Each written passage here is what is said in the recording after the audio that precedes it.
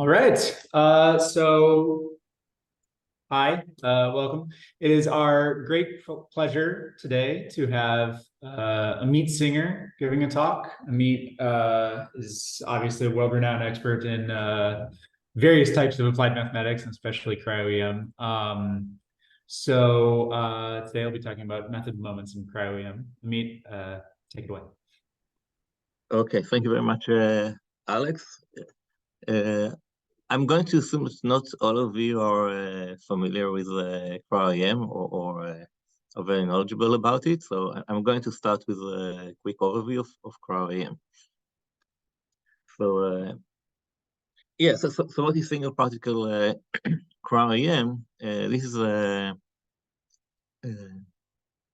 model technique for determining three-dimensional structures of biological macromolecules at a high resolution. So recently it achieved near or even atomic scale resolution. And unlike perhaps the most well-known technique in structural biology, which is X-ray crystallography, it does not require forming crystals.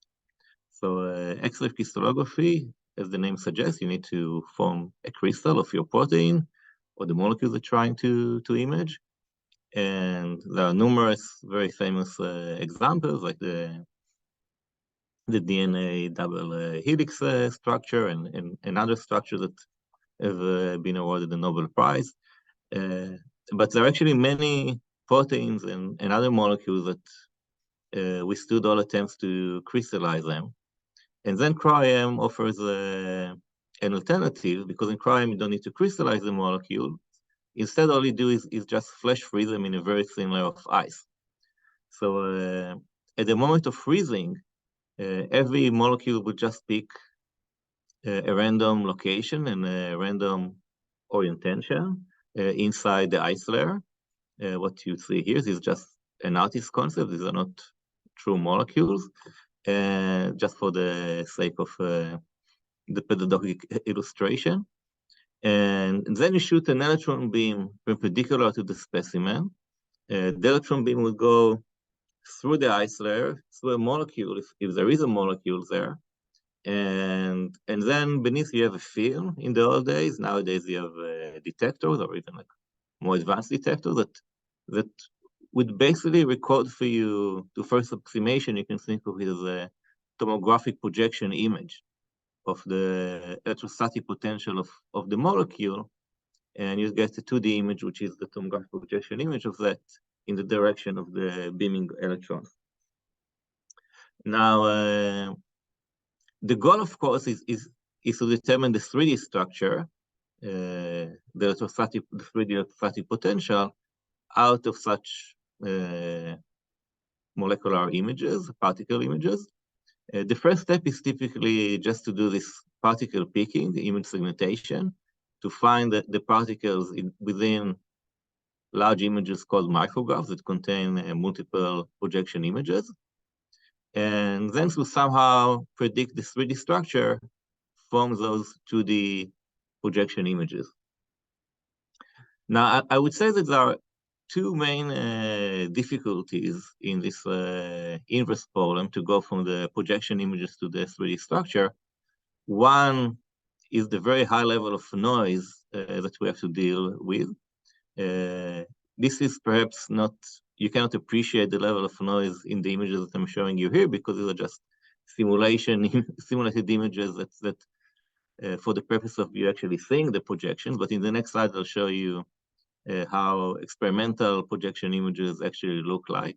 And you would be able to appreciate that we're dealing with a very low signal to noise ratio, low SNR environment. The reason for the low SNR is that the imaging process itself is destructive. As the electron beam goes through the molecule, it destroys the molecule. So it creates ionization, breaking the chemical bonds, and destroying all, at first, like high resolution features. So if you really want to get to high resolution reconstructions, there is a maximum dose that you can apply to your specimen before you start seeing too much of a radiation damage. And this leads to very high level of noise, because very few electrons actually interact with the molecule, and the rest are just electrons that went through and just add short noise to your measurements. So that's like one major difficulty, the high level of noise. The second difficulty is that the pose parameters, the rotations of every molecule are unknown to us. And this is a major difference between cryo-EM, single particle cryo-EM, and say the medical imaging analogs, say, of classical computerized tomography, where let's say a patient needs to do a CT scan of let's say of the brain, and he or she are being instructed not to move for the duration of the imaging process, so that the viewing directions are completely registered and known to the scanner. Here with cryo-EM, we cannot give the molecules instructions, and they will just pick some random unknown orientations, and this creates the second major difficulty. So in this inverse problem. So here is just to illustrate the level of noise. I'm just showing you a couple of images out of much larger data sets, just two examples of data sets, one from my longtime collaborator, Fred Sigwas at Yale. These are two images, particle images out of a data set containing about 17,000 images. The other data set is from Adam Frost at UCSF, containing about 100,000 images. And I hope that you can appreciate that there is a lot of noise in those images, and you can hardly see that there is actually a molecule there. But remarkably, they were able to get 3D reconstructions out of this data. And the reason why they were able to get meaningful 3D reconstruction is because of the data sets are large and they contain many, many images. And so by clever averaging, you can average out the noise and retain the signal. And today I'll discuss one of the ways that you can do such clever averaging in a very high, in a very low SNR environment. So the field of cryo-EM is gaining more and more popularity in structural biology. And the main reason for that is the improvement in the resolution. And so this is a figure that I stole from the journal Nature Methods. It shows the structure of a molecule called the beta gal. This is not very important, but what it shows is it's the improvement in the resolution from, say, 15 years ago, what you see to the left, on the left, and on the right is the evolution to the very high resolution structure that we can see now, that we can get nowadays. Is actually not even nowadays, it's just 2015. So it's about 2 angstrom resolution. And today you can even get like close to 1 angstrom resolution for very rigid molecules. And this major improvement in the resolution is mainly attributed to improvement in detector technology. So now we can take not just still images, but rather record videos. And you can ask me, oh, why do we need videos if the molecules are frozen at very low temperatures, say using liquid nitrogen or even liquid helium in some experiments? And the reason being is that what I mentioned before, of the radiation damage, the reason energy transfer from the electron beam to the specimen. And in fact, during the imaging process itself, the ice layer would actually start wiggling and dancing, and this would create movement of the projection images in the micrograph. And it can actually be quite a large movement. And if you just take one integrated image, it will be a blurry image. So this is just like taking a photo of a car, say a speedy car. But if instead you take a video and you're able to align the different movie frames and correct for the motion, then then average, then you can get to much higher resolution and undo the blurring effect of the motion. So So this is known as the resolution revolution, and fairly quickly this was considered as a really major advancement in the field, and the Nobel Prize in Chemistry in 2017 was awarded to three of the pioneers of cryo-microscopy. Cryo-EM is not a new technique, okay? It's been around since the 70s, okay? But it's really the improvement in the last 10 years in terms of the resolution that really took the field to a different, and the entire structural biology to a different era. And so here I'm showing you statistics that I downloaded earlier this week from the PDB for the sake of this presentation. And just to show you the popularity of the different approaches. So in red, you can see the number of structures deposited to the protein data bank, the PDB, during the year. So you can see like in the 70s, or only like 10 structures every year. But nowadays you get like 10,000 structures every year. So this is a logarithmic scale. But it's more or less saturated. You can see in the last, I don't know, decade, or even the last 15 years. In blue, you see NMR, another very important method for relatively small molecules. And you can see that this method is even on a slight decline. And in yellow, you see the number of structures determined by and deposited by Cryo-EM.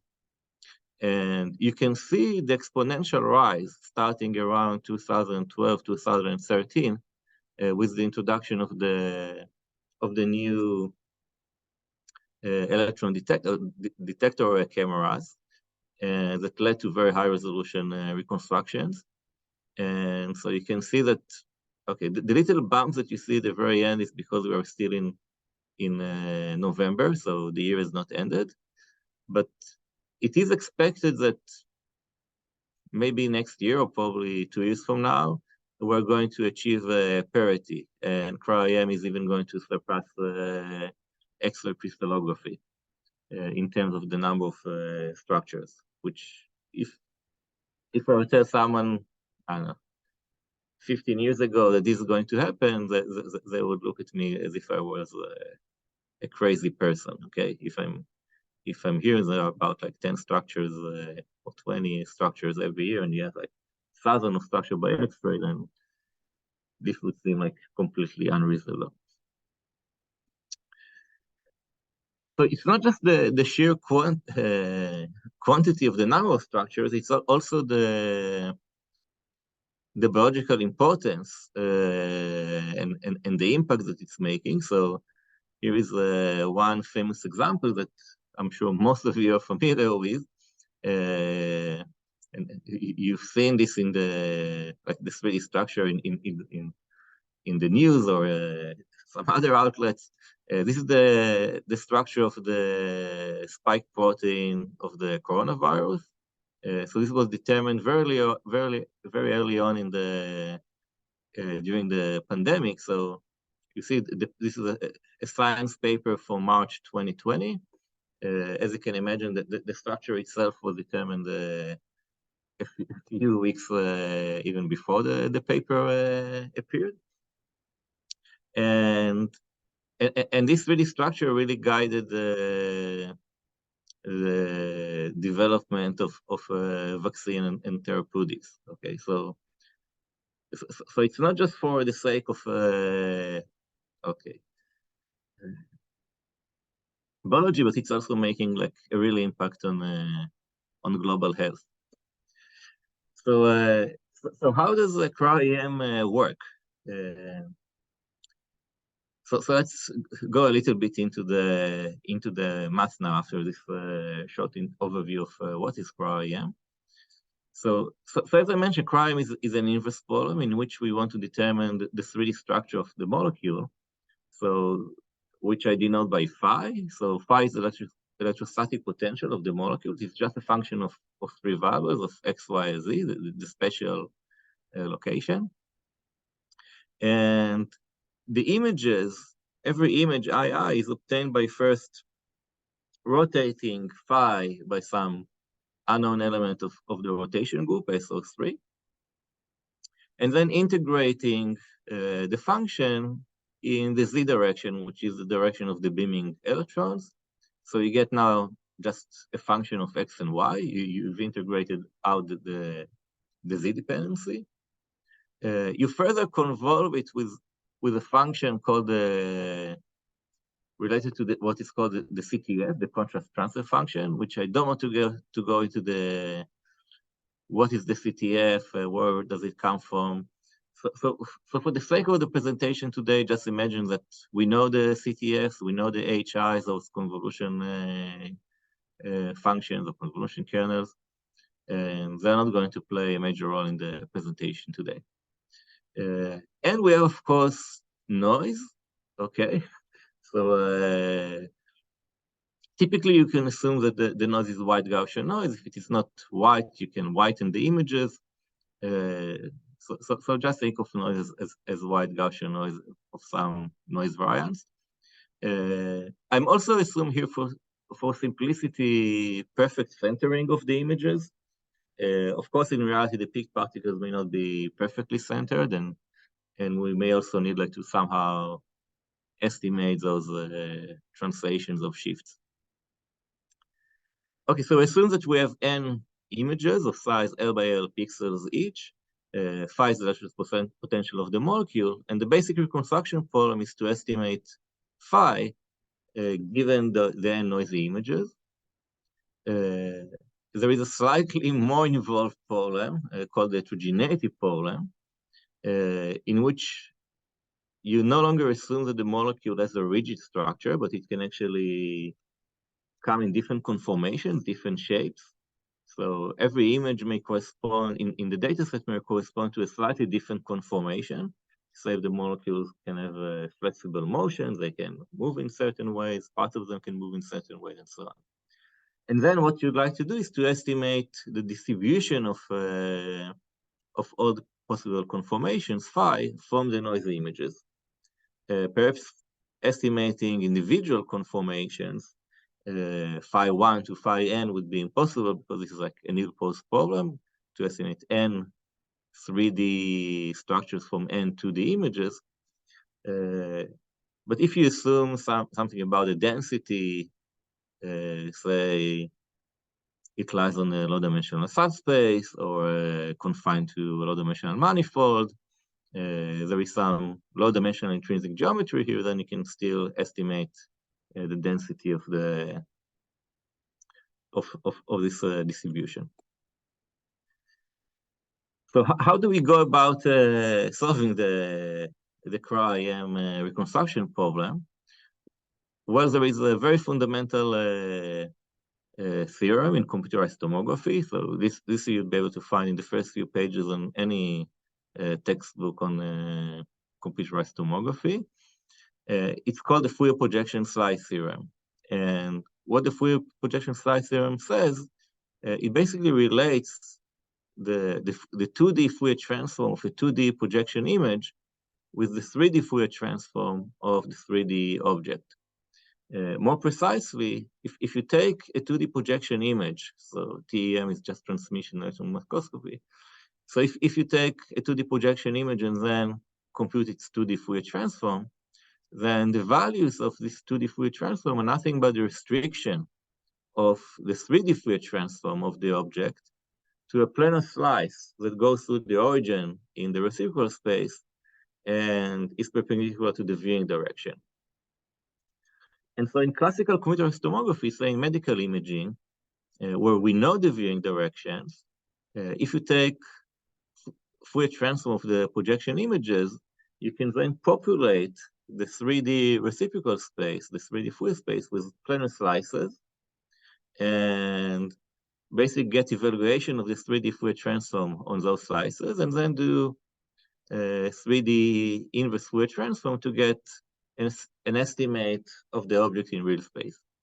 However, in Cryo-EM, we know that we have those slices, but we don't know where they are, okay? We don't know the orientations associated with those planes. not to mention the noise on the images. So, in an attempt to solve for the rotations, at least when the SNR is high, okay, if the noise is not too bad, if you're dealing with clear images or the noise is really not too bad, there is geometry that can help you assign rotations to the projection images. And this geometry is really, I don't know, elementary in the sense that it is based on the fact that two planes in R3 would intersect at a line, okay? So, so because we know that if we take the 2D Fourier transform of a projection image, then it corresponds to a plane in R3 going through the origin. Then if we look at two projection images, then they will correspond to two different planes. And we know that two planes intersect at a line. And what it means that if I'm going to compute the Fourier transform, say on a polar grid, then there is going to be one line, say in image I, say the red line here, and one line in image J, say the red line here, on which the Fourier transforms of the images completely agree.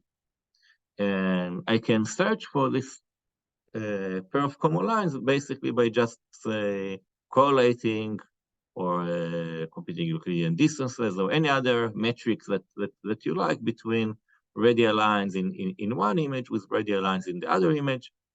And if the noise is not too bad, then I can detect this common line reliably. I would know where those two lines intersect. And this determines 2 out of the 3 Euler angles for the relative rotation between the two images. And if you now want, the only degree of freedom that remains undetermined is the angle between the two planes. And if you want to determine that angle, then you would add the third plane. So this method is known as angular reconstitution due to Weinstein and Goncharov in the East, and it was discovered independently in the West by Marin van Heel. And so from the common lines between 3 images, you can completely determine the relative rotations up to global handedness. What do you mean by global handedness? That it's only up to a global reflection. So if you take projection images of my right hand and projection images of my left hand, then you won't be able to tell them apart because the two sets of projection would look exactly the same. Okay, you will not be able to differentiate between the two. So to determine handedness, you may want to do, for example, just tilt tomography and get the handedness. At least with low resolutions, and you can get it for everything. So obviously, angular constitution is really nice, but if you start with 3 images and then at the 4th image, a 5th image, and so on, at some point you're going to make mistakes, especially when noise become moderate, not to mention high level of noise, because the identification of common lines is very noise sensitive, and so I've done a lot of work, and others have done a lot of work on coming up with better common line approaches, and we came up with algorithms that based on semi-definite programming and spectral methods such as synchronization of rotations and other methods, and we further improve them by even like doing, before looking for the common lines, you can do image denoising. You can boost the SNR by, for example, doing what is called 2D cluster averaging, that is classify the large data set of images, cluster it, so that images within a cluster are believed to be taken from the same viewing directions. Then you can align and average images in each class. And all of these techniques certainly help, and we've reconstructed many molecular structures using these methods. However, as you increase the noise level, or equivalently look at smaller and smaller molecules for which the SNR is worth, then these methods stop working well. And so the question is, should we come up with more clever algorithms, or is it really the case that estimation of rotation just become too difficult at very low SNR? So as mathematicians, I mean, the way we are taught to think or to address the problem is that, okay, you have a difficult problem at hand, try to bring it to another problem that you do know how to solve, and then take it from there. So in this case, the problem that we knew how to solve is the tomographic reconstruction problem in medical imaging. So what we try to do is just to estimate the rotations. Okay, so once the rotations are known, then we're dealing with the problem that we know how to solve. But perhaps that's the wrong way to think about it. Because the biology, they don't care about the rotations, okay? The only thing that they really care about is the 3D structure. So the question is, first, so there are two questions. One is it possible to estimate rotation at very low SNR? And then the second question, if not, can we still estimate the 3D structure even when estimation of rotation is impossible? The answer to the first question is yes. Okay, it is impossible to estimate rotation at low SNR, regardless of how clever you're going to be with your algorithms. And the reason being is that even an oracle that knows the 3D structure would not be able to estimate rotations reliably at very low SNR. Because let's say that the noise in the images is white Gaussian noise. What that oracle will do, the optimal thing for the oracle is to generate template images. Okay, these are just projection images of the 3D structure that the oracle knows, and then compute the Euclidean distances between any experimental image and those templates, and to pick the templates that give you the minimum Euclidean distance. However, if the noise in the images is very high, then you'll get like huge fluctuations in those Euclidean distances that are completely determined by the noise realization. And so the oracle is going to make lots of mistakes in assigning rotation. And if an oracle cannot do the job, you cannot expect me to come up with a very clever algorithm to solve for the rotations. Okay, so this is perhaps a bit of sad news that we cannot estimate rotations at low SNR, but still maybe there is hope to determine the 3D structure even if we cannot estimate rotations. Okay, so how is estimation of the 3D structure being done so successfully today that we get so many structures deposited to the PDB? The main workhorse is maximum likelihood estimation, and more specifically, marginalized maximum likelihood estimation. So basically, rotations are viewed as latent variables, okay, that you basically integrate out, okay?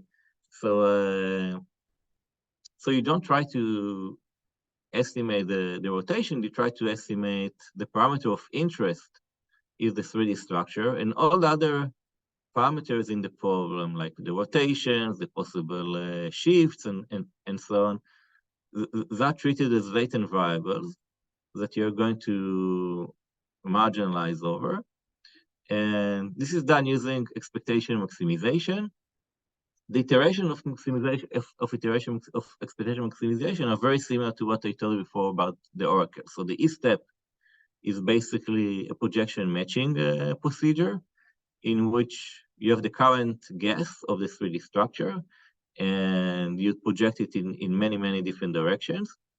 And then for every experimental image, you would now not find the best rotation, but you'd rather do it in a soft manner, not a hard match. Okay, not doing a hard matching. So you define weights or responsibilities or probability describing the probability of an image appearing in a given associated with a given rotation. And then in the end step, you do a weighted tomographic reconstruction, because now an image can basically get probabilities that correspond to different viewing directions. This EM procedure, well, we all know it will converge to a local optimum, not necessarily the global one. Converge may depend on the initialization. It's relatively slow, okay? There have been many attempts to accelerate it. I'll not go over them today. But even still, this EM procedure fails for small molecules at low SNR.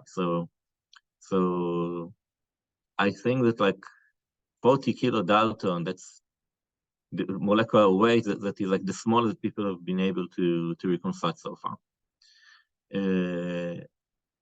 Also, it is difficult to analyze mathematically. So if I ask you a question like, what's the sample complexity, that is how many noisy images are needed for reconstruction, then and you start looking at the EM iterations, perhaps it's going to be not so easy to determine from those EM iterations. So we're going to take a different approach, okay, in which we're going to completely bypass the need to deal with rotations, okay? So we're not going to try to estimate rotations, not even try to marginalize over and assign weights or any estimates for rotations, okay? And the way we're going to do it is using the method of moments. So basically we go even like back in time, so maximum likelihood is perhaps like the early 20th century with Fisher. Now we go to the late 19th century to Pearson, okay? So what is the method of moments, okay, in the case of Cryo-EM? So again, I'm going to completely ignore the CTF for now, just to make things simpler. And so method of moments, I'm just going to compute moment statistics of the data. So the first order moment is just going to be the sample average. I'm going to look at my N images and compute the sample average. Second order moment, I'm going to take 2 pixels in an image, say x1, y1 and x2, y2. I'm going to take the product of the pixel values and do sample average. Okay, so this will give me second order moment. And similarly, I can compute the third order moment by taking 3 different pixels and taking the product and average. So these are moments that you can easily compute from the data by just doing one pass over the data and gather these statistics. And now the question is can we estimate the 3D structure from those moments? And if so, like how many moments are required for reconstruction?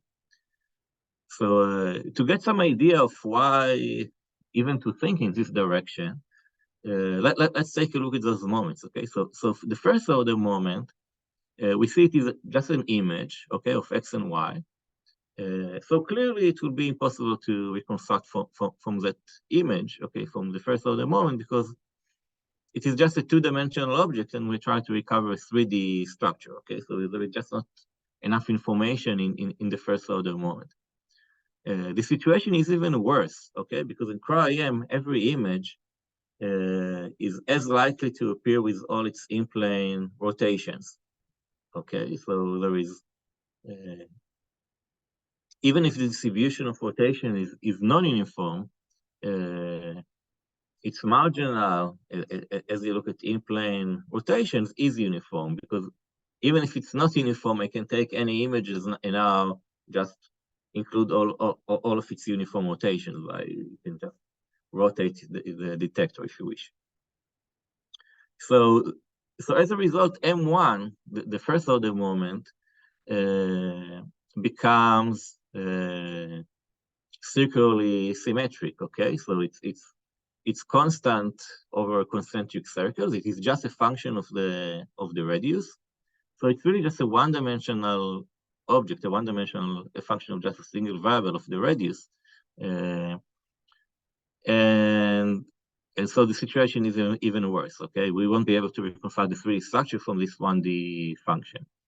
If we look at the second order moment, well, it seems like a 4-dimensional object, okay? It depends on x, y, y1, x2, y2. But from the same in-plane rotation invariance consideration that I mentioned before, it's actually 3-dimensional.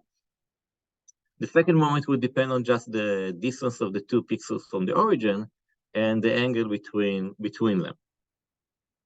So it is 3-dimensional, and similar, the third order moment will be, instead of being 6-dimensional, it will be, in practice, just 5-dimensional. And now you can stop and ask, oh, well, we're trying to recover a 3D object, and the second order moment is 3-dimensional, okay? The number of parameters that you have in the second order moment. So perhaps we are lucky, and somehow from the second order moment, we'll be able to recover the 3D structure. Okay, so this is just a slide that describes what I just told you. Now, computing the second order moment is essentially performing principal component analysis of the 2D images.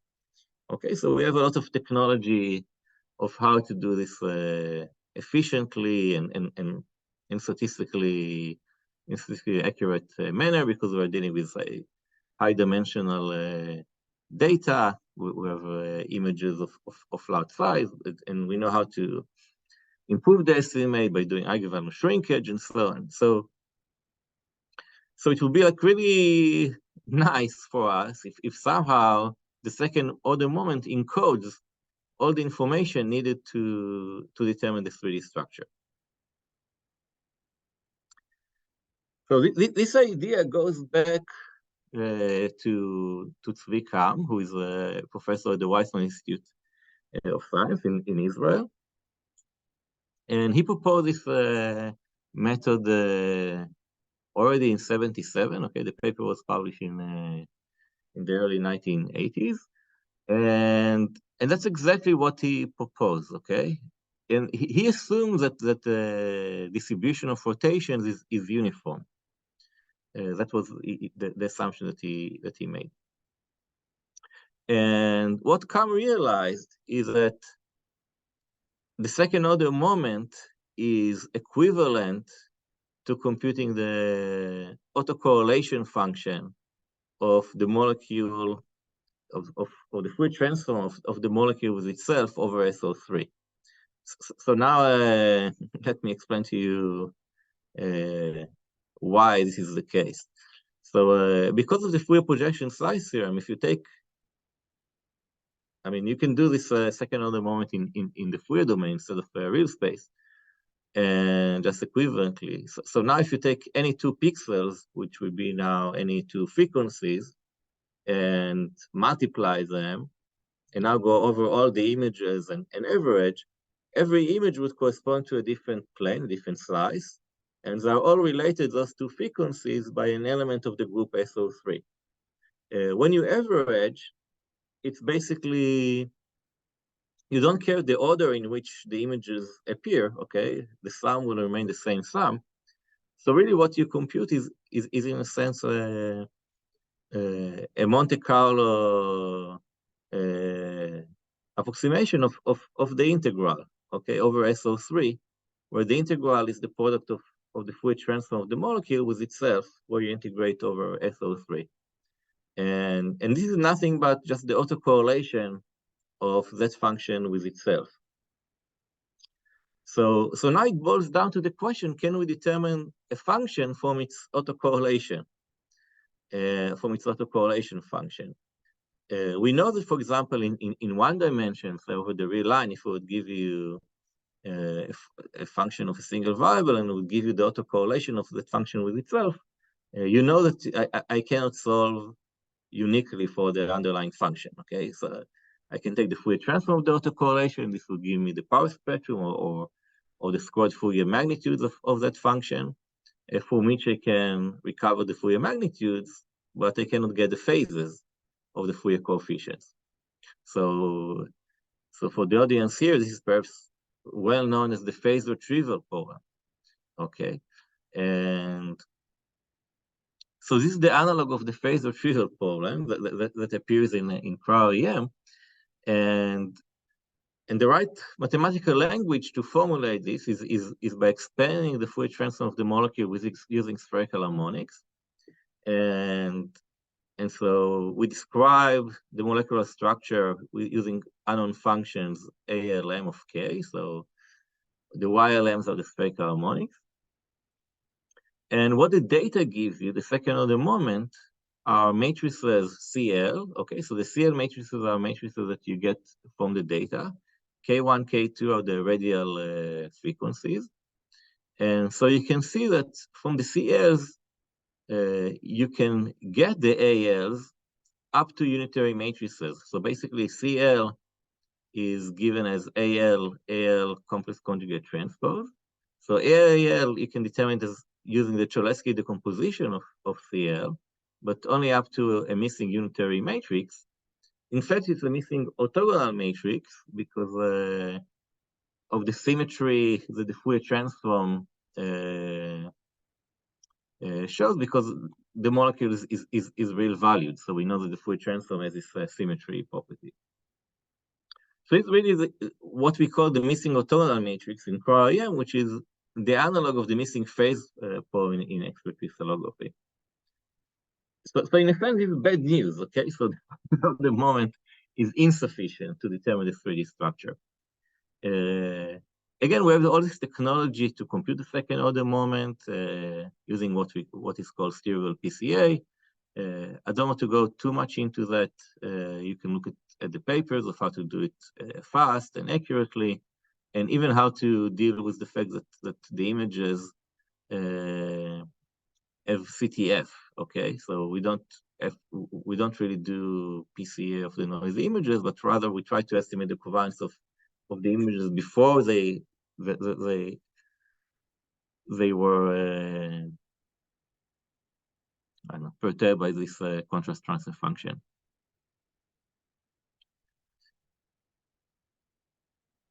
Okay, so now that we know that the second order moment is insufficient, already Kram in his original paper, he proposed using a slice of higher order moments, of the third order moment and even the fourth order moment. And at least empirically, to very low resolution, he observed that it helps, and you can get some reasonable structures, okay, at very, very low resolution. Okay, in modern days, okay, there is this, I don't want to call it recent paper because they really posted it on the archive maybe, I don't know, 5-6 years ago. So, but it just got recently published in ACHA and even got like best paper prize in ACHA. So this is a paper by Afonso and his collaborators that show that the third order moment guarantees uniqueness, or more precisely, a finite number of possible 3D structures. And then we know that it's actually information theoretical optimal. That is, so this means that the sample complexity, or the number of images that you would need, scales as sigma to the 6, okay, where sigma squared is the noise variance, or 1/SNR cubed. And using the results with Emmanuel Aben and Joao Pereira, my former student, you can show this actually information theoretical optimal. What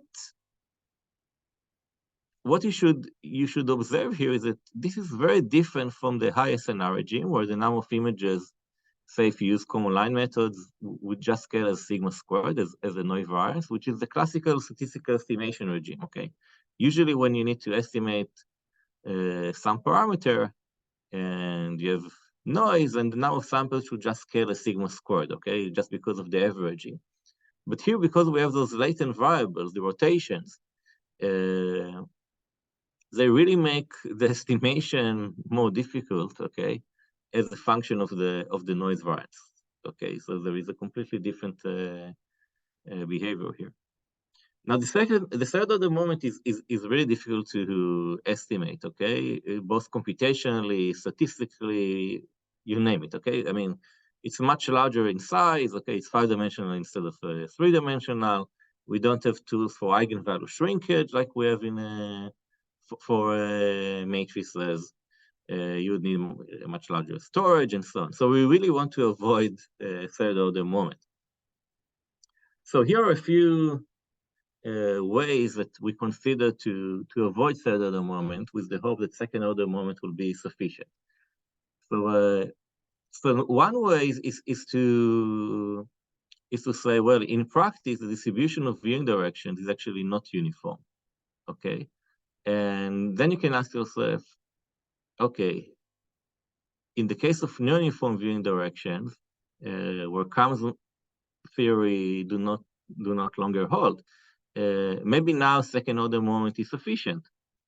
And to our great surprise, okay, it is actually the case, okay? So this is a paper by Nir Sharon and Joe Khalil and Yuhao and Boris that show that the number of images indeed requires scale as sigma to the 4 because second order moment is sufficient in this situation to guarantee unique recovery.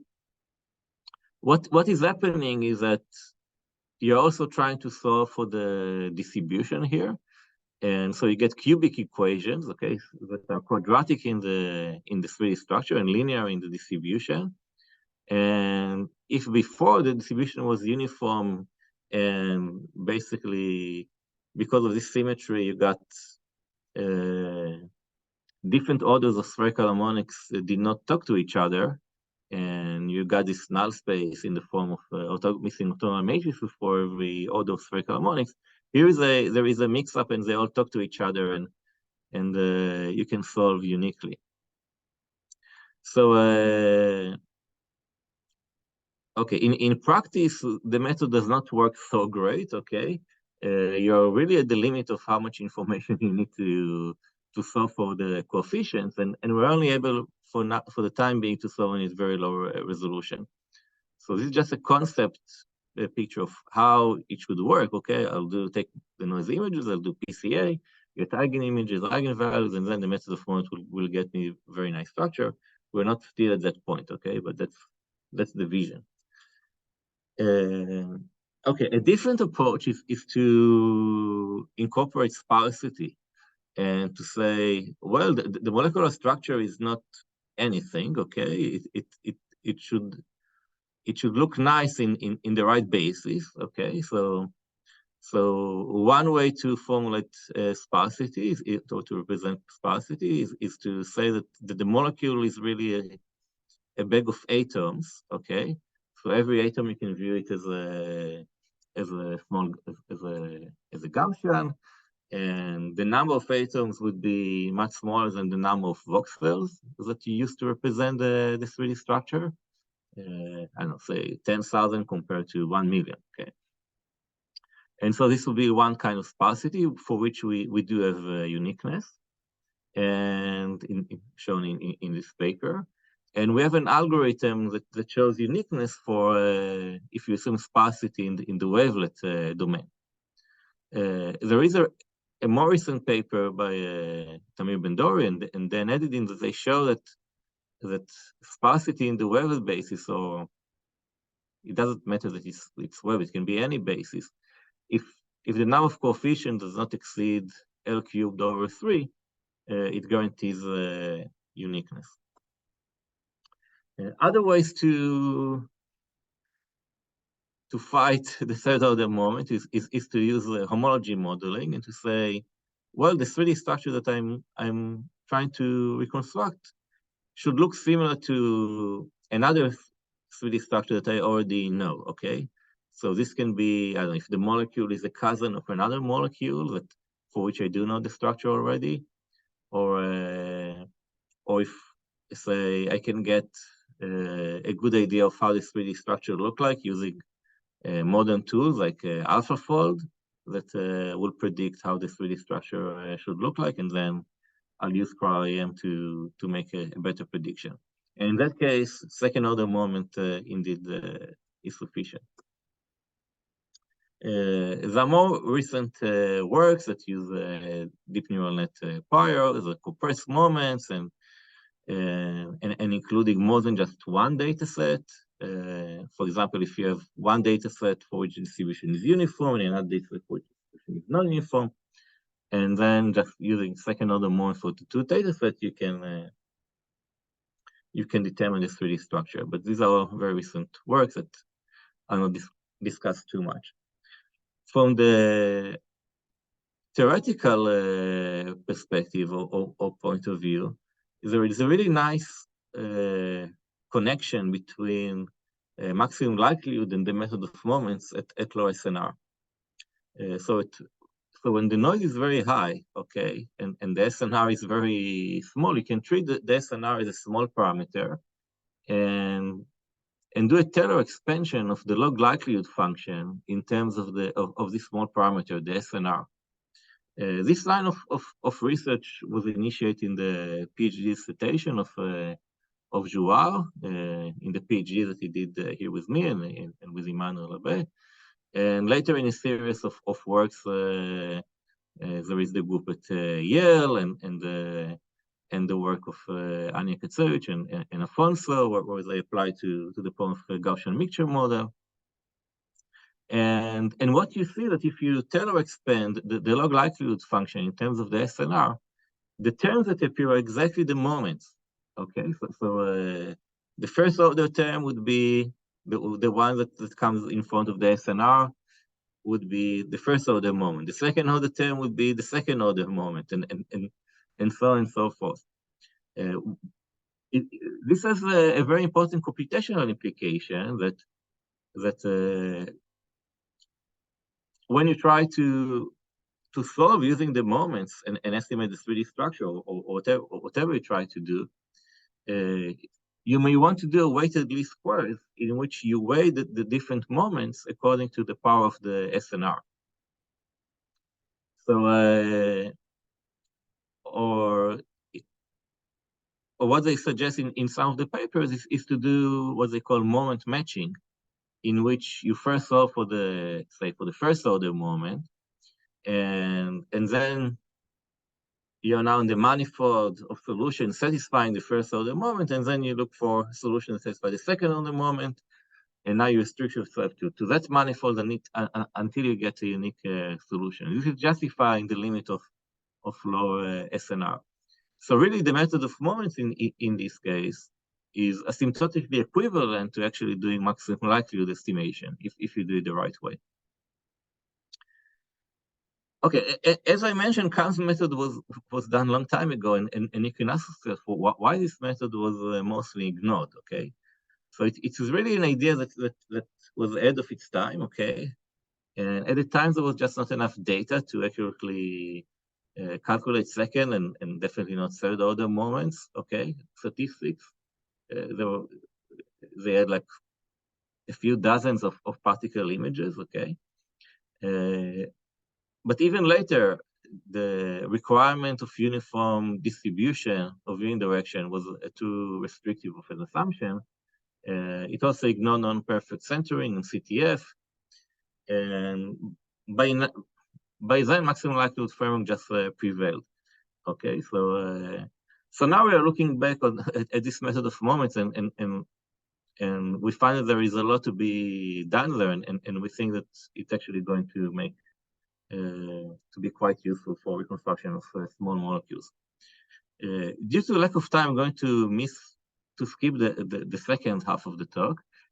Perhaps you can invite Tamir Ben-Dori to talk about this, how to do reconstruction without particle peaking, where now it's not just the rotation that are useful.